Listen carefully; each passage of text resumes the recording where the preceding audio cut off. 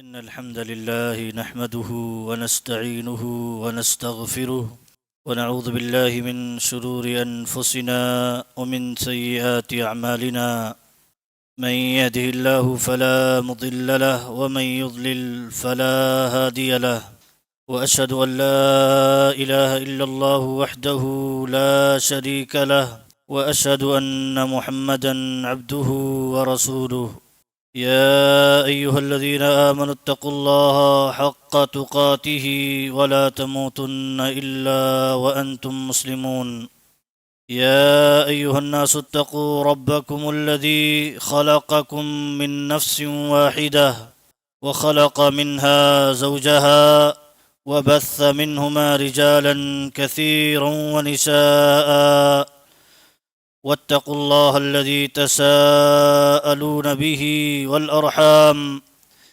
إن الله كان عليكم رقيبا يا أيها الذين آمنوا اتقوا الله وقولوا قولا سديدا يصلح لكم أعمالكم ويغفر لكم ذنوبكم ومن يطع الله ورسوله فقد فاز فوزا عظيما أما بعد فإن خير الحديث كتاب الله وخير الهدي هدي محمد صلى الله عليه وسلم وشر الأمور محدثاتها وكل محدثة بدعة وكل بدعة ضلالة وكل ضلالة في النار أعوذ بالله من الشيطان الرجيم الذي خلق الموت والحياة ليبلوكم أيكم أحسن عملا وقال تعالى أم حسبتم أن تدخلوا الجنة ولما يأتكم مثل الذين خلوا من قبلكم مستهم البأساء والضراء وزلزلوا حتى يقول الرسول والذين آمنوا معه متى نصر الله ألا إن نصر الله قریب۔ معزز حاضرین جمعہ، دینی ملی بھائیوں، بزرگوں، عزیز نوجوانوں، پیارے بچوں، اللہ رب العالمین نے ہمیں اس دنیا کے اندر جس مقصد کے لیے پیدا فرمایا ہے وہ مقصد بغیر آزمائے مکمل نہیں ہونے والا۔ آزمائش اور امتحان کے گزرے بغیر وہ مقصد پورا نہیں ہوگا۔ اسی لیے اللہ رب العالمین نے بہت بڑی سچائی بیان کرتے ہوئے فرمایا تبارک الذی بیدہ الملک وہو علی کل شیء قدیر الذی خلق الموت والحیاۃ لیبلوکم ایکم احسن عملا۔ اللہ تعالیٰ نے بیان فرمایا کہ یہ وہی ذات ہے جس نے ہمیں پیدا فرمایا ہے، پیدا کیا لیبلوکم، تاکہ تمہیں آزمائے۔ وہ آزمائش کئی طرح کی ہو سکتی ہے، اللہ تعالیٰ نے مختلف جگہوں پر اس کا تذکرہ کیا ہے، لیکن یہاں اختصار سے اللہ نے مقصد پیدائش کا ذکر کرتے ہوئے انسان کو یہ احساس دلایا ہے کہ یاد رکھیں ہم نے انسانوں کو کس مقصد کے لیے پیدا کیا ہے۔ الذی خلق الموت والحیات، یہ موت و زندگی کا نظام کیوں رکھا ہے؟ پیدا ہوتا ہے آدمی، پھر مر جاتا ہے، مختصر مدت کے لیے دنیا کے اندر آتا ہے اور رخصت ہو جاتا ہے۔ ایسا کیوں اللہ نے نظام رکھا ہے؟ دنیا کے اندر ہمیں کیوں لایا ہے؟ لیبلوکم، تاکہ تمہیں آزمائے۔ کیا آزمائے؟ ایکم احسن عملا، یہ دیکھے، یہ آزمائے کون اچھا عمل کرتا ہے اور کون اچھا عمل نہیں کرتا۔ اللہ تعالیٰ یہ دیکھنا چاہتا ہے۔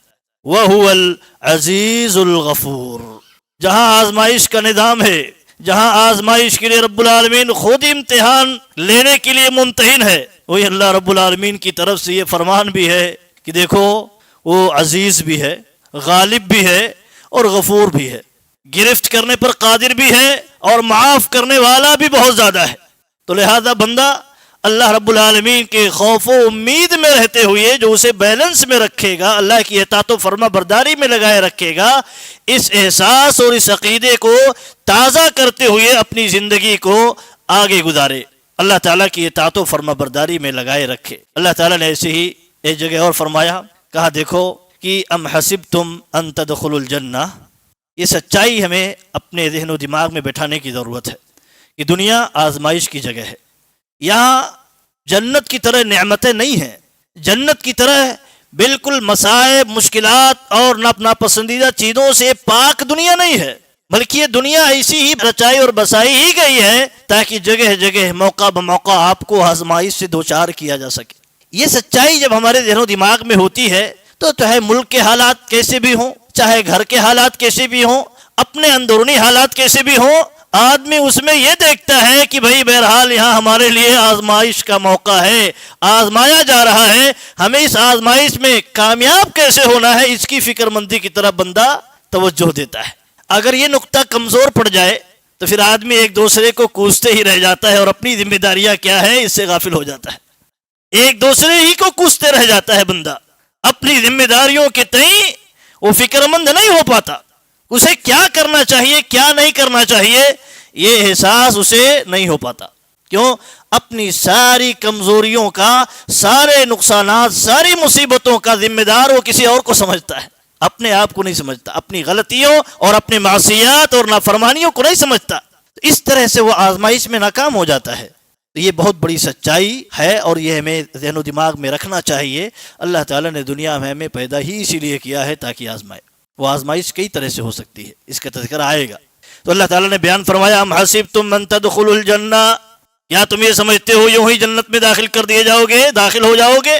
ولما یأتکم مثل الذین خلوا من قبلکم، حالانکہ ابھی تمہارے اوپر ایسی آزمائشیں نہیں آئی جو تم سے پہلے امتیں جو گزری ہیں ان پر آئی ہیں، اور ابھی بغیر آزمائش سے گزرے ہوئے سمجھتے ہو جنت مل جائے گی۔ مستہم البأساء والضراء، مشکلات انہیں کیا کیا لاحق ہوئیں، ہر طرح کی مشکل لاحق ہوئی، فقیری کی مشکلات ہو، بیماری کی مشکلات ہو، دوسروں کی طرف سے مشکلات ہو، ہر طرح کی مشکلات انہیں لاحق ہوئیں۔ مستہم البأساء والضراء وزلزلوا، اور مشکلات اتنے سنگین کہ بالکل جھنجھوڑ دیے گئے ہوں، جیسے مشکلات سے بالکل جھنجھوڑ دیے گئے ہوں، اس طرح کی آزمائشیں، اس طرح کی مشکلات۔ حتی یقول الرسول والذین آمنوا معہ متی نصر اللہ، یہاں تک کہ رسول جو اس قوم میں بھیجے گئے تھے اور ان کے ساتھ ایمان لانے والے مومنین پکار اٹھے کب اللہ کی مدد آئے گی، بڑی مشکلات ہیں، حالات بڑے ناسازگار ہیں، اللہ کی مدد کب آئے گی؟ اللہ رب العالمین نے آگے ذکر کیا الا ان نصر اللہ قریب۔ یاد رکھو اگر اس طرح کی سچویشن ہو، معاملات ماحول ہو اور حالات ایسے بن گئے ہوں مشکلات کے، آزمائش کے، تو آپ یاد رکھیے صبر کے ساتھ، استقامت کے ساتھ اگر دین پر قائم ہیں تو رب العالمین ہم سے وعدہ فرماتا ہے الا، خبردار، کان کھول کر کے سن لیں، اگر کہیں شبہ ہے اس کو دور کر لیں، اگر کہیں کمزوری ہے اسے یقین میں تبدیل کر لیں، شک ہے شک کو دور فرما لے۔ الا ان نصر اللہ قریب، اللہ تعالیٰ کی مدد بہت قریب ہے۔ اللہ کی مدد ہے ایسا نہیں کہا اللہ تعالیٰ نے، اللہ کی مدد بہت قریب ہے، آپ کو لاحق ہونے والی ہے۔ ان مع العسر یسرا، ان مع العسر یسرا، مشکل آئی ہے تو مشکل کے ساتھ ہی تو آسانی ہے جی، مشکل کے ساتھ ہی تو فراوانی ہے، مشکل کے ساتھ ہی اللہ تعالیٰ کی طرف سے مدد ہے، نصرت ہے، یہ اللہ تعالیٰ کا وعدہ ہے۔ پہلے سچائی بیان فرمائی، کہا آزمائے بغیر تو جنت میں نہیں جا سکتے، آزمائش سے گزرے بغیر جنت میں نہیں داخل ہو سکتے، اور آزمائے گئے پہلے کے لوگ بھی، اور آزمائش میں اتنی آزمائش تھی کہ پکار اٹھے اللہ کی مدد کب آئے گی، اللہ کی مدد کا وہ سوال کرنے لگے، تو اللہ تعالیٰ نے مدد بھی نازل فرمائی، دنیا میں بھی عزت غلبہ اور قوت عطا فرمائی، ثبات قدمی عطا فرمائی، اور آخرت میں بھی اللہ تعالیٰ نے انہیں، اللہ تعالیٰ اپنی جنت سے انہیں نوازا۔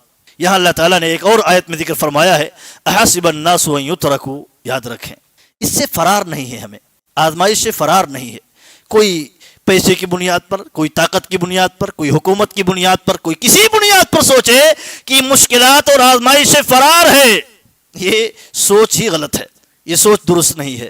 یہ سمجھے دنیا آزمائش ہی کی جگہ ہے، ایک کمائی آزمائش ہی کی شکل میں حاصل ہو سکتی ہے۔ اللہ تعالیٰ نے جسے بیان فرمایا یا ایھا الانسان انک کادح الی ربک کدحا فملاقیہ، اے انسان تو اپنی سچائی جان، دنیا کے اندر آیا ہے تو دنیا میں آ کر کے مشکلات پر مشکلات جھیلے گا، چاہے وہ مشکل اچھے کام میں لگے رہنے کی بنیاد پر پیش آئے یا برے کام میں لگے رہنے کی بنیاد پر پیش آئے، بہرحال دنیا میں مشکلات ہیں، اس سے فرار نہیں ہے۔ اے انسان تو اپنی سچائی کو جان، اور سچائی کو جب جان لے تو ادھر سے بھی مشکل ہے ادھر سے بھی مشکل ہے، دنیا مشکلات ہی کی آزمائش گاہ ہے۔ تو اب سچائی کی راہ اختیار کر کے بھلے تھوڑی مشکل ہمیں برداشت کرنی پڑ رہی ہے، اسی پر مر مٹے، یہی کامیابی کی راہ ہے۔ اللہ تعالیٰ نے پھر آگے جنتیوں اور جہنمیوں کا تذکرہ کیا ہے کہ جنہوں نے اچھے کام کیے تو ان کو دائیں ہاتھ میں نام اعمال اللہ دے گا، اور جنہوں نے برے اعمال کیے ہوں گے اللہ تعالیٰ بائیں ہاتھ میں انہیں نام اعمال نوازے گا۔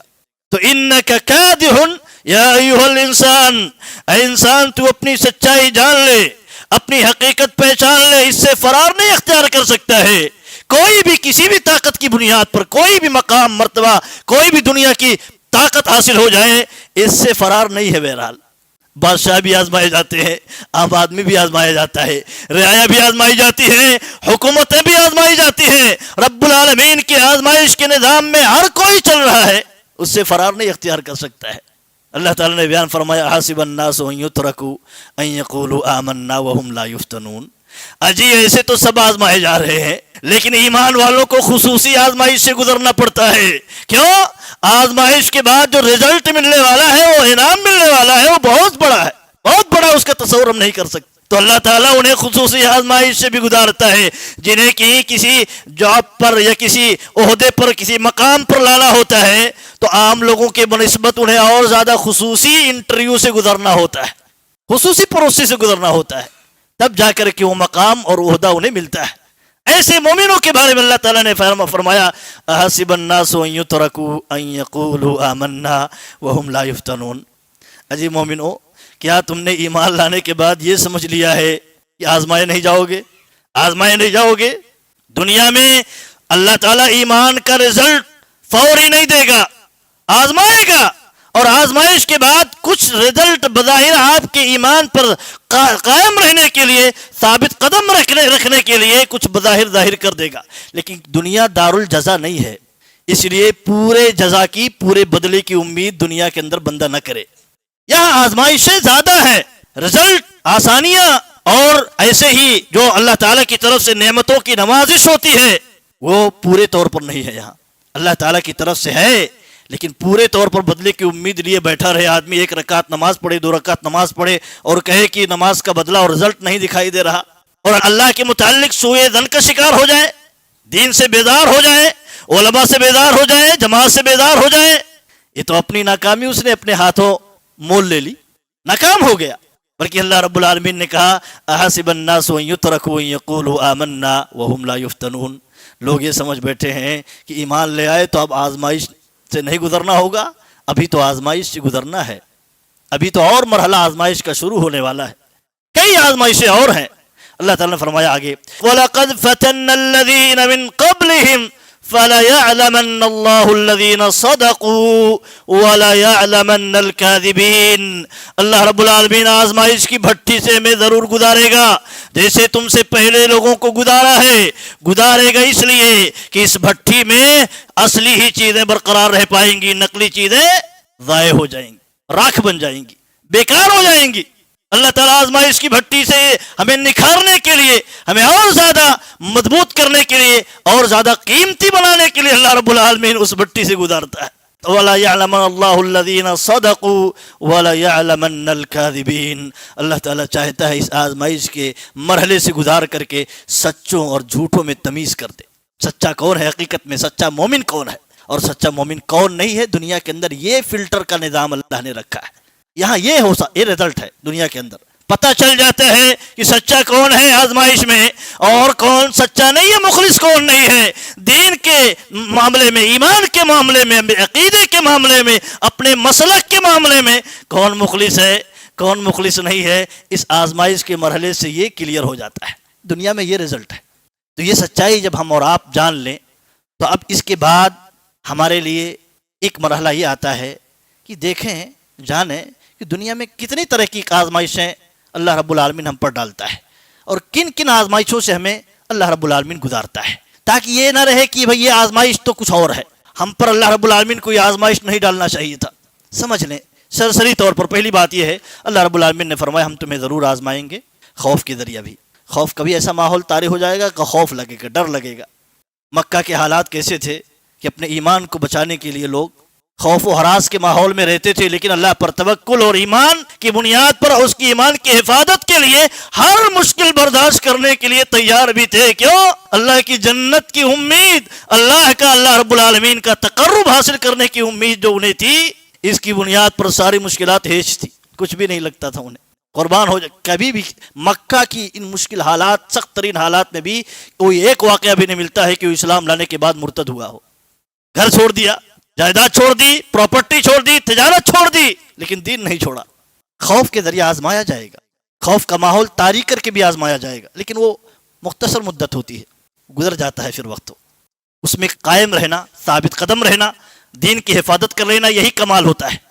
آگے فرمایا اللہ تعالیٰ نے بھوک کے ذریعے کبھی آزمائے گا، اور ایسے ہی مالوں کے اندر، تجارت کے اندر کمی کر کے اللہ تعالیٰ آزمائے گا، اور کبھی اپنے عزیزوں کو اللہ تعالیٰ چھین کر کے آزمائے گا، اور پھلوں میں کبھی کمی کر کے آزمائے گا۔ اللہ تعالیٰ نے آگے فرمایا وبشر الصابرین، کرنا کیا ہے؟ دیکھو یہ نظام آزمائش چلتی رہے گی، اس طرح کی آزمائش میں گزرنا پڑ سکتا ہے مرحلہ وار۔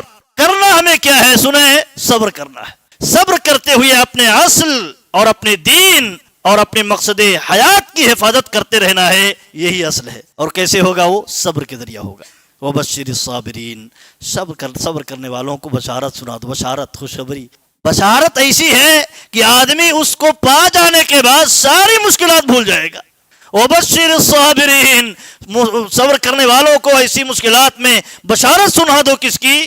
انما یوفی الصابرون اجرهم بغیر حساب۔ اللہ رب العالمین فرماتا ہے صبر کرنے والوں کو ایسے اجر کی، ایسے نعمتوں کی بشارت سنا دو جو بلا حد و حساب ہے۔ مفسرین اکرام اس آیت کی تفسیر میں کہتے ہیں اللہ تعالیٰ قیامت کے روز ایسے لوگوں کو لائے گا جن کی نیکیاں کم پڑ جا رہی ہوں گی، جنت میں داخلے کے لیے اللہ تعالیٰ فرمائے گا دیکھو ان کے نام اعمال میں کیا کہیں صبر ہے، دین پر قائم رہتے ہوئے صبر کیا ہے مشکلات پر۔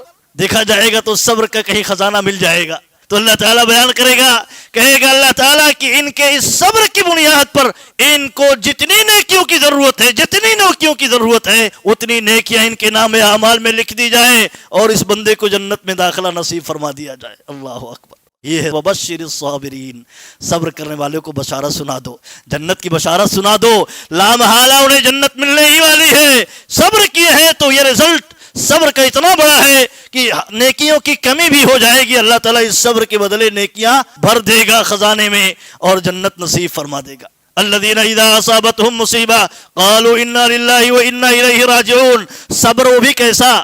کبھی ایسا ہوتا ہے مشکلات میں رود ہو کر کے آدمی اس کے بعد جب کوئی چارہ نہیں رہ جاتا تو کہتا ہے صبر کر رہا ہوں۔ یہ تو صبر العام ہے، صبر الکرام ہونا چاہیے۔ اچھے لوگوں کا صبر یہ ہے کہ جب مصیبت نازل ہو، نبی صلی اللہ علیہ وسلم نے بیان فرمایا اس وقت ہی صبر کا دامن تھامے رکھے۔ بعد میں تو ہر کوئی صبر کرتا ہے، ہر کوئی صبر کرتا ہے، مجبور ہے، کوئی چارہ ہی نہیں اس کے پاس، لیکن اس صبر کو عبادت تصور کرتے ہوئے اور صبر کو صبر کی نیت سے انجام دیتے ہوئے جو انجام دیتا ہے، اس مرحلے کو گزارتا ہے، اس کے لیے بشارت ہے۔ الذین اذا اصابتهم مصیبہ، جیسے مصیبت لاحق ہوئی تو کیا کہتے ہیں؟ انا للہ وانا الیہ راجعون۔ ہم تو اللہ کے غلام ہیں اور اللہ کے غلام ہیں تو اللہ نے مصیبت ڈالی تو ہمارا کام یہ ہے کہ مصیبت میں اللہ کو راضی کرتے ہوئے صبر کا دامن تھامے رکھیں، صبر کا دامن تھامے رکھتے ہوئے اللہ کو راضی کر لیں۔ انا للہ وانا الیہ راجعون۔ کیوں صبر کریں؟ کیونکہ اس کی طرف لوٹ کے دن ایک نہ ایک دن جانا ہے اور اس کا رزلٹ اور بدلہ اللہ سے ہمیں ملنے والا ہے، یہ یقین ہے اس لیے۔ اور آگے اللہ تعالیٰ نے بیان فرمایا اولئک علیہم صلوات من ربہم ورحمۃ واولئک هم المہتدون۔ یہی اللہ رب العالمین کی رحمتوں کے اور ہدایت کے مستحق ہیں اور یہی لوگ حقیقت میں ہدایت یافتہ ہیں۔ اللہ تعالیٰ نے یہ سچائی بیان فرمائی ہے۔ تو یہ آزمائش کی کچھ قسمیں ہیں اور آزمائش میں کیا کرنا اللہ تعالیٰ نے مختصر یہاں ذکر فرمایا ہے۔ ایسے ہی دیکھیے آزمائش کی ایک قسم یہ ہے کہ ہمیں ایک دوسرے سے بھی آزمایا جا سکتا ہے۔ مسلمان کو کافروں کے وجہ سے آزمایا جا سکتا ہے، کافروں کو مسلمانوں کی وجہ سے آزمایا جا سکتا ہے، امیر کو غریب کی وجہ سے آزمایا جا سکتا ہے، غریب کو امیر سے آزمایا جا سکتا ہے۔ اللہ تعالیٰ نے فرمایا وَجَعَلْنَا بَعْضَكُمْ لِبَعْضٍ فِتْنَةً أَتَصْبِرُونَ۔ کبھی حکومت کو رعایا اور رعایا کو حکومت کے ذریعے آزمایا جا سکتا ہے۔ اللہ تعالیٰ کی نظام آزمائش چلتی رہتی ہے۔ تو سمجھیں یہ آزمائش کا نظام اور یہ آزمائش کی قسمیں جو ہیں، اس طرح کے مراحل آ سکتے ہیں، ایک مومن پر گزر سکتا ہے، گزارا جا سکتا ہے مومن پر۔ وَجَعَلْنَا بَعْضَكُمْ لِبَعْضٍ فِتْنَةً أَتَصْبِرُونَ۔ ہم نے بعض کو بعض کے لیے آزمائش کا سامان ہی تو بنایا ہے. خاندانی اعتبار سے بھی آزمائش میں مبتلا ہے بندہ، عصبیت کے شکار ہے، نسل پرستی کا شکار ہے، اور ایسے ہی حق اور باطل کی تمیز کیے بغیر بس اپنے علاقے، اپنے گروہ اور اپنے طبقے ہی کے لوگوں کے لیے عصبیت اختیار کیے ہوئے ہیں. حق اور باطل کی طرف دھیان دیے بغیر یا آدمی حق کی طرف دیکھتا ہے، حق کی تلاش کرتا ہے. اللہ تعالیٰ آزما رہا ہے. بعض کو بعض کے لیے آزمائش بنا ہے. مرد عورت کے لیے بھی آزمائش ہے، ایک دوسرے کے لیے بھی آزمائش ہے، بڑے چھوٹوں کے لیے آزمائش ہے، چھوٹے بڑوں کے لیے آزمائش ہے. اللہ تعالیٰ نے ہر ایک کی جو ذمہ داریاں دی ہیں، اللہ تعالیٰ انہیں کے ذریعہ، انہیں حقوق کے ذریعہ اللہ رب العالمین ہمیں آزما رہا ہے. یہ تصور ہمیں ہونا چاہیے کہ یہ بھی آزمائش کا نظام ہے. کتنے ہیں جو آزمائش میں، اس آزمائش میں ناکام ہو جاتے ہیں. تو اللہ تعالیٰ نے فرمایا کہ کیا دیکھنا چاہتا ہے یہ آزمائش کا نظام جو ہے، بعض کو بعض کے ذریعہ آزماتا ہے. دیکھنا کیا چاہتا ہے؟ تصبرون، دیکھنا یہ چاہتا ہے کیا صبر، حق پر قائم رہتے ہوئے، سارے لوگوں کے حقوق کو ادا کرتے ہوئے صبر کے ساتھ اس پر قائم رہ سکتے ہیں کہ نہیں رہ سکتے. اللہ تعالیٰ یہ دیکھنا چاہتا ہے. وَكَانَ رَبُّكَ بَصِيرًا. اچھا صبر آئے کہاں سے؟ صبر پیدا کیسے ہو؟ اس کا بھی سامان اللہ تعالیٰ نے یہاں بتا دیا ہے. کہا وَكَانَ رَبُّكَ بَصِيرًا، اس احساس کے ساتھ کہ رب العالمین دیکھ رہا ہے. اگر ہم نے حق کی خلاف ورزی کی، ناانصافی کی، لوگوں کے حقوق ادا نہ کیے، آزمائش بنایا تھا ایک دوسرے کے لیے، تو اگر یہ احساس کر لے کہ رب العالمین دیکھ رہا ہے تو احساس کے ساتھ صبر آ جائے گا. ابھی پولیس کھڑی ہو تو آدمی چور بھی چوری نہیں کرے گا. احساس ہے کہ پکڑا جاؤں گا، مارا جاؤں گا، جیل میں ڈال دیا جاؤں گا، سزائیں بھگتنی پڑیں گی. تو رب العالمین کے دیکھنے کا احساس، اللہ رب العالمین کے گرفت کا احساس بندے کو صبر پر آمادہ کر دیتا ہے. ایک تو لالچ جنت کی، اور ایک رب العالمین کی گرفت اور پکڑ کا ڈر، یہ بندے کو صبر پر آمادہ کر دیتا ہے. تو اللہ تعالیٰ نے یہاں بھی ذکر کیا ہے. ایسے ہی اللہ تعالیٰ نے بیان فرمایا کہ دیکھو مختلف طبقات کے ذریعہ بھی آزمایا جاتا ہے. کبھی حق اور باطل کی لڑائی ہوتی ہے، کبھی اللہ رب العالمین سنت اور بدعت کے درمیان اختلاف ڈال کر کے آزمائش میں ڈال دیتا ہے. دیکھنا چاہتا ہے کہ بدعت پر بندہ چلتا ہے یا سنت پر چلتا ہے. کبھی اسلام اور کفر کی اور ایمان اور نفاق کی ایک طرح سے سچویشن قائم کر کے اللہ رب العالمین ہمیں آزمانا چاہتا ہے. نبی صلی اللہ علیہ وسلم کے زمانے میں صحابہ کرام کا ایک طبقہ تھا جو مومنوں کا طبقہ تھا، اسی بیچ میں ایک طبقہ تو تھا جو اپنے آپ کو مسلمان کہتا تھا لیکن منافق تھا. آزمائش میں تھے. اللہ تعالیٰ آزماتا ہے. اس طرح بہت ساری آیتیں اللہ نے ذکر کی ہے. یہ بہرحال مختصر طور پر یاد رکھیں، یہ آزمائش کا ایک انداز ہے اللہ رب العالمین کا. ایسے ہی اللہ رب العالمین کبھی ایسے بھی آزماتا ہے. کفار کو مسلمانوں کے مقابلے میں بہت کچھ نواز دیتا ہے، تو کوئی یہ نہ سمجھے کہ وہ حق پر ہیں اس لیے اللہ نواز رہا ہے. بدعتیوں کو اہل سنت کے مقابلے میں، اہل الحدیث کے مقابلے میں بہت کچھ نواز دیتا ہے. تو یہ تصور ہمارے ذہن و دماغ میں نہ ہے کہ اللہ رب العالمین اس سے خوش ہے. یہ نہیں، یہ معیار نہیں ہے. ہم یہ دیکھیں وہ کتنا حق پر ہے، کتنا باطل پر ہے. اللہ رب العالمین کبھی مخالفتیں کرنے کی بنیاد پر بھی بطور سزا، بطور ڈھیل، بطور مہلت، بطور استدراج اللہ رب العالمین عطا فرما دیتا ہے دنیا، کیونکہ یہ دار الجزا نہیں ہے. دار الجزا نہیں، یہ دار الامتحان ہے. جو دیا ہے وہ بھی آزمائش کے لیے دیا ہے. اللہ رب العالمین نے سلیمان علیہ السلام کا واقعہ ذکر کرتے ہوئے کہا اللہ تعالیٰ نے بادشاہت عطا فرما دی. تو سلیمان علیہ السلام کہتے ہیں ھذا من فضل ربی لیبلونی ااشکر ام اکفر. اللہ نے یہ بادشاہت کی جو نعمت دی ہے یہ اس لیے دی ہے تاکہ اس میں بھی ہمیں آزمانا چاہتا ہے کہ میں شکر گزار بندہ بن کر کے رہتا ہوں یا سرکش بن جاتا ہوں، نافرمان بن جاتا ہوں. اللہ تعالیٰ اس میں بھی آزماتا ہے. ایسے اللہ تعالیٰ نے بیان فرمایا فلما نسوا ما ذکروا به فتحنا علیہم ابواب کل شیء. کفار کو اللہ تعالیٰ اگر مومنوں کے مقابلے میں دنیا نواز رہا ہے تو ہم احساس کمتری کا شکار نہ ہو. انہیں دنیا دے رہا ہے. اللہ کے نبی صلی اللہ علیہ وسلم نے بیان فرمایا کہ اگر دنیا کی قیمت اللہ تعالیٰ کے نزدیک ایک مچھر کے پر کے برابر بھی ہوتی تو دنیا اللہ تعالیٰ ایک کافر کو ایک گھونٹ پانی بھی نصیب نہ ہونے دیتا دنیا سے.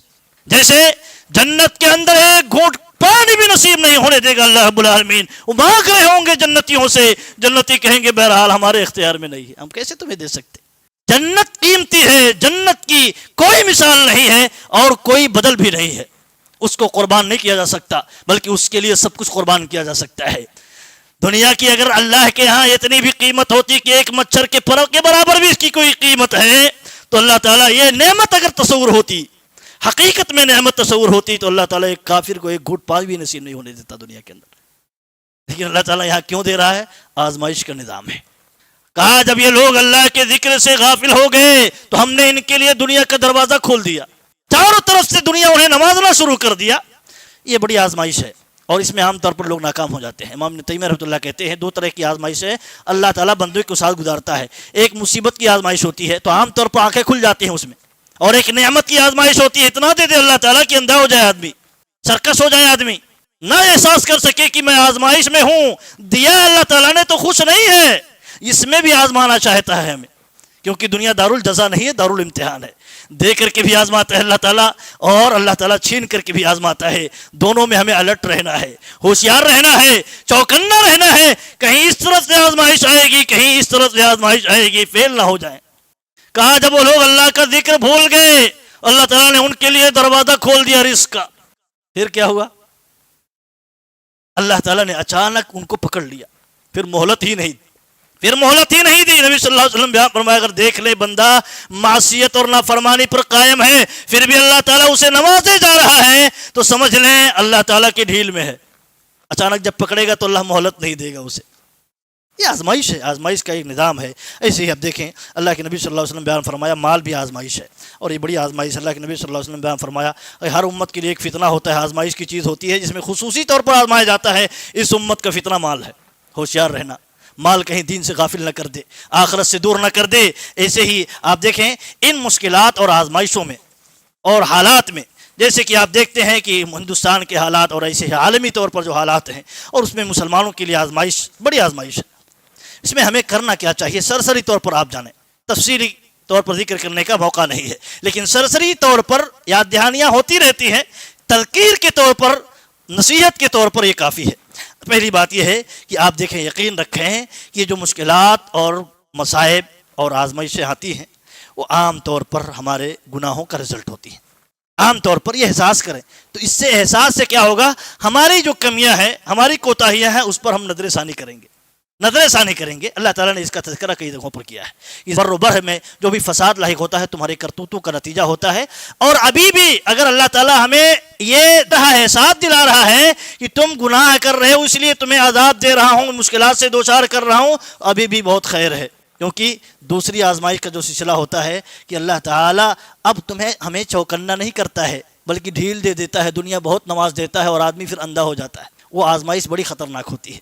लेकिन अगर गिरफ्त कर रहा है कहीं ना कहीं अल्लाह रब्बुल आलमीन अलार्म के तौर पर हमें मुश्किलात में दो चार कर रहा है तो गोया हमारे लिए खैर है कि भी रुजू कर जाए अल्लाह की तरफ, लअल्लहुम यरजिऊन, अल्लाह की तरफ रुजू कर लें, इसलिए अल्लाह ताला ऐसा करता है। तो ये यकीन रखें कि पहले मुश्किलात जो भी लायक होती है हमारे करतूत का कहीं ना कहीं नतीजा होती है, तो करतूत पर इंसान नजरसानी करे।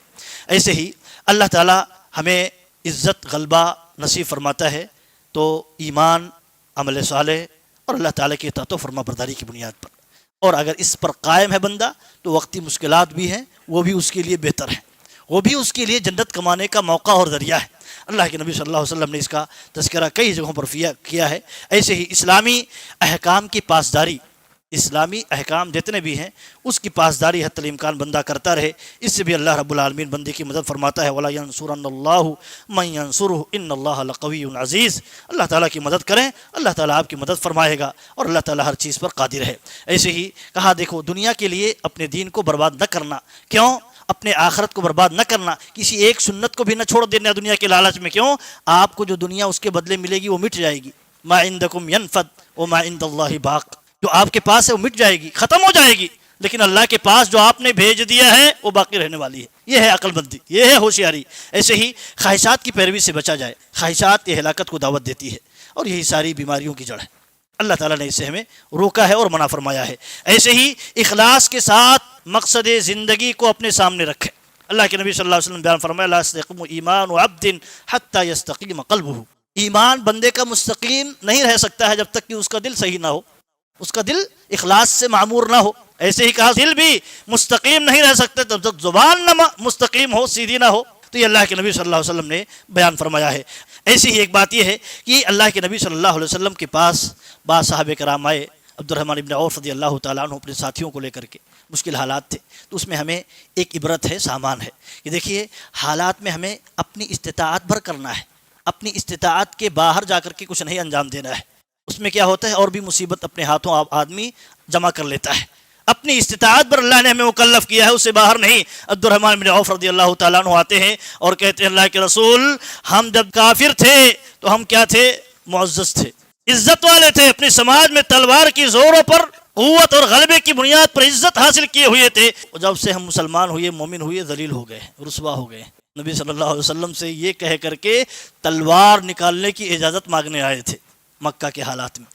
تو نبی اکرم صلی اللہ علیہ وسلم نے کیا حکم دیا؟ کہا، نبی اکرم صلی اللہ علیہ وسلم نے حکم دیتے ہوئے کہا دیکھو، ہمیں تو جو حکم دیا گیا ہے ابھی اس حالت میں، اس سچویشن میں ہمیں یہ حکم دیا گیا ہے کہ صبر کریں، صبر سے کام لیں، لہذا تم قتال نہیں کرنا، قتال نہیں کرنا۔ ابھی قتال کی اجازت نہیں ہے، ہتھیار اٹھانے کی اجازت نہیں ہے، تو آدمی مزید فساد اور مزید مشکلات نہ کھڑی کر دے۔ یہ اللہ تعالیٰ کی ہدایت ہے۔ نبی صلی اللہ علیہ وسلم کے حکم پر صحابہ کرام رک گئے، اس کے بعد کبھی کوئی تلوار نبی صلی اللہ علیہ وسلم کی اجازت کے بغیر نہیں اٹھائی ہے۔ تو یہاں ایک سبق ہے، وہ یہ کہ بہرحال ہمیں اپنے دین پر قائم رہتے ہوئے جہاں جو طاقت بھر، استطاعت بھر کام کر سکتے ہیں اتنا کرنا ہے، اس سے باہر نہیں جانا ہے۔ ایسی ہی ایک چیز یہ ہے کہ صحابہ کرام جو استقامت اور مظاہرہ کیے اور دین پر قائم رہے، اور جن کی بنیادوں پر اللہ تعالیٰ نے انہیں بہت کچھ عزت دنیا کے اندر عطا فرمائی، آخرت میں بھی نصیب فرمائے گا، تو اس کی کیا وجوہات ہیں؟ وہ 5 چیزیں ہیں، سرسری طور پر آپ جانیں، اور اسی کو اپنے اندر پیدا کرنے کی ضرورت ہے، جو کرنے کے کام ہیں۔ کہ صحابہ کرام 5 چیزیں ایسی تھی جس پر قائم تھے، جس کی بنیاد پر اللہ تعالیٰ نے انہیں کامیابی عطا فرمائی۔ 5 راز کیا ہیں؟ 5 سیکرٹ کیا ہے؟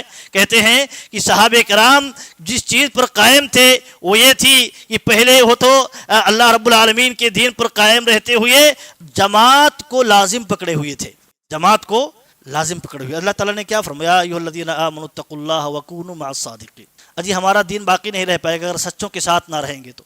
لٹیرے بہت موجود ہیں، فتنے کے شکار کر لیں گے، شیطان اور شیاطین اور شیطانچے بہت موجود ہیں، کہیں نہ کہیں شکار ہو جائیں گے۔ تو اللہ تعالیٰ نے کہا ایمان والو، ایمان کی حفاظت کرنا چاہتے ہو تو سچوں کے ساتھ رہنا ہے، یہ پہلی چیز ہے۔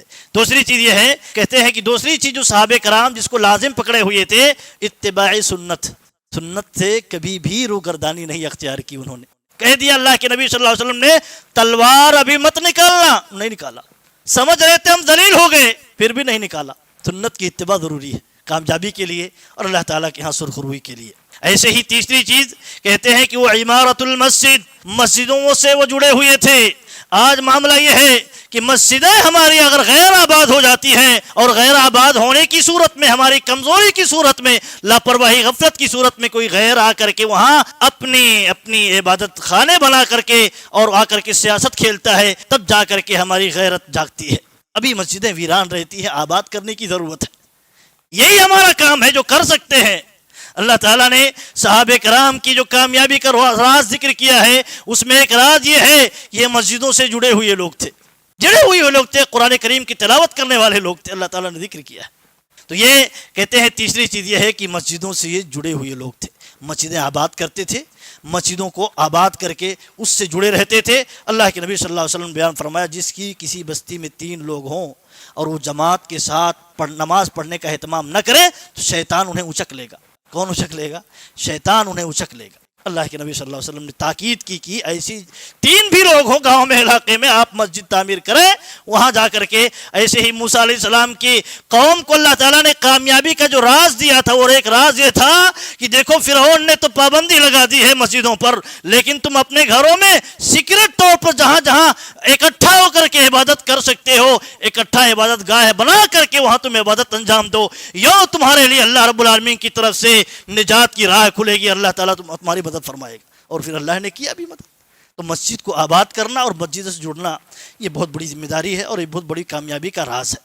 ایسے ہی تیسری چیز تلاوت قرآن کا اہتمام کرنا، صحابہ کرام اس کا اہتمام کرتے تھے۔ وہ گھر جس میں اللہ کا ذکر نہ ہو، کہتے ہیں وہ مردہ گھر ہے۔ وہ آدمی، وہ دل جس کے اندر اللہ کا ذکر نہ ہوتا ہو، وہ زبان جس سے اللہ کا ذکر نہ ہوتا ہو، وہ آدمی مردہ ہے۔ نبی صلی اللہ علیہ وسلم نے اس کا ذکر کیا ہے۔ تو تلاوت قرآن کا اہتمام ہونا چاہیے۔ ایسے ہی حسب استطاعت آدمی کو اللہ کی راہ میں جہاد کرنا چاہیے۔ حسب استطاعت کہتے کبھی زبان کے ذریعہ جہاد ہوتا ہے، کبھی مال کے ذریعہ جہاد ہوتا ہے، کبھی تلوار کے ذریعہ جہاد ہوتا ہے۔ ہم اور آپ مفہوم یہی سمجھتے ہیں بس تلوار کے ذریعہ جہاد، ہتھیاروں کے ذریعہ جہاد۔ تینوں مرحلے اللہ کے نبی صلی اللہ علیہ وسلم، جاہدوا المشرکین باموالکم وانفسکم والسنتکم، یاد رکھا جائے، یہ سچویشن کے اعتبار سے ہے۔ اگر زبان سے ہی جہاد کی طاقت ہے تو اس وقت وہی جہاد ہے، مال سے جہاد کی طاقت ہے اس وقت وہی جہاد ہے، اس پر توجہ دینے کی ضرورت ہے، تحریک چلانے کی ضرورت ہے، لوگوں کی ذہن سازی کی ضرورت ہے۔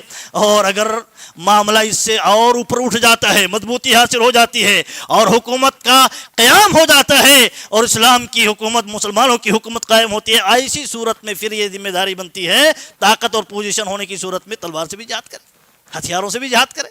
لیکن دیکھیے جیسے جہاں جہاں پوزیشن جیسا ہو اس پر ہمیں توجہ دینے کی ضرورت ہے۔ تو یہ کچھ کام ہے جس سے بندے کو استقامت حاصل ہوتی ہے اور دین پر قائم رہنے میں مدد حاصل ہوتی ہے، اور کرنا کیا چاہیے ایسے حالات میں اس کی رہنمائی ہوتی ہے۔ اللہ تعالیٰ سے دعا ہے کہ اللہ تعالیٰ ہمیں ان باتوں کو اپنی زندگی میں اپنانے کی اور نافذ کرنے کی توفیق دے۔ کمیاں کوتاہیاں جو بھی ہوں اللہ تعالیٰ ہمیں دور کرنے کی توفیق دے، ہمیں احساس کرنے کی توفیق دے کہ جو بھی مشکلات آتے ہیں یہ ہماری کمیوں، ہماری کوتاہیوں، ہماری غفلتوں کے نتیجے میں آتے ہیں۔ اللہ تعالیٰ ہمیں سیدھے راستے پر لانا چاہتا ہے، لہذا اللہ تعالیٰ ہماری کمیاں کوتاہیاں دور فرما کر کے دین پر قائم رکھنے کی توفیق دے، اور ہم جب تک دنیا کے اندر زندہ رہیں ایمان پر زندہ رہیں، ہمارا خاتمہ تو ایمان پر ہو۔ آمین وآخر دعوانا الحمدللہ رب العالمین۔